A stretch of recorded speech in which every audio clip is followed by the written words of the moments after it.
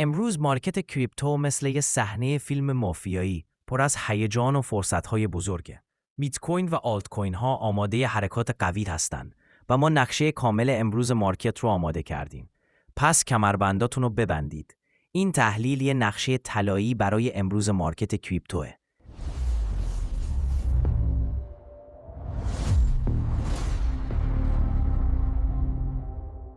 بیت کوین. شروع می‌کنیم با پادشاه بازار بیت کوین. بیت کوین طبق تحلیل ما تونست یه ریسک به ریوارد حدود 3 و 36 صدم بده.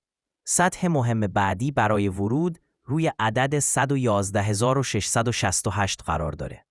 نکته حیاتی: اگر عدد 105 از دست بره ما شورت نمی کنیم، چون زیر عدد 100 ممکنه بازار وارد یه روند نزولی واقعی بشه و بعضی آلت کوین ها به شدت ریزش کنن. اتریوم طبق پیشبینی ما حرکت کرد و تا سطح 4069 بالا رفت و یک اتریوم الان یه موج صعودی جذاب درست کرده و هر حرکتی باید با مدیریت سرمایه انجام بشه. پس بچه‌ها عجله نکنید. صبر و تاییدیه حجم لازمه. دش از اون کوین هایی بود که حجم سنگینی روی اون خورد. نقطه ورود 48 ممیز 68 صدم هستش و مقاومت بعدی روی 52 ممیز 39 صدم قرار داره.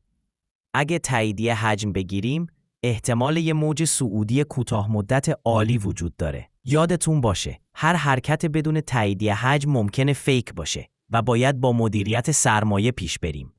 HBIR مقاومت اصلی روی عدد 0.183 هزارم قرار داره. با شکست و تثبیت تارگت های بعدی روی چارت مشخص شدن و میتونیم وارد پوزیشن بشیم. این حرکت ها نیازمند صبر و مدیریت سرمایه است. هر قدم باید با دقت برداشته بشه. پپ تریگر ورود روی عدد 0.7 میلیون 200 هزارم هستش. با شکست این محدوده و تایید حجم احتمال یه موج صعودی کوتاه مدت بالا میره. هر حرکتی توی این کوین بسیار ریسکیه. پس عجله نکنید.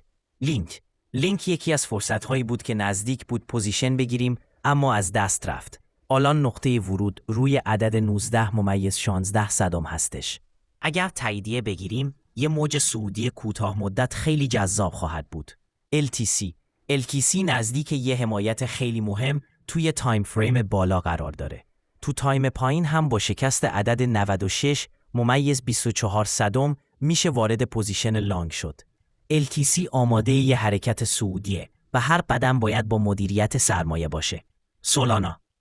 سولانا نقطه حیاتی داره. تریگر ورود روی عدد 197.22 صدم هستش. اگه تثبیت و تاییدیه حجم داشته باشه میتونه یه موج صعودی قدرتمند شروع کنه. این حرکت ها مخصوص کسایی که مدیریت سرمایه بلد هستن و صبور هستن. جمع‌بندی و نکات مافیایی: بازار الان تو حالت ریسکیه و هر حرکتی باید با تاییدیه و مدیریت سرمایه باشه. ما عجله‌ای برای ورود نداریم. فقط سراغ موقعیت‌های با احتمال بالا میریم. هر کوینی که تاییدیه گرفت حرکتی بزرگ میتونه داشته باشه، ولی بدون مدیریت سرمایه حتی قوی ترین سیگنال ها هم میتونن خطرناک باشن. بوم. این بود تحلیل کامل امروز مارکت کریپتو. یادتون باشه دنیای کریپتو جای احساس نیست، جای حرکت های حساب شده است. مافیایی معامله کنید با فکر و مدیریت سرمایه. فیم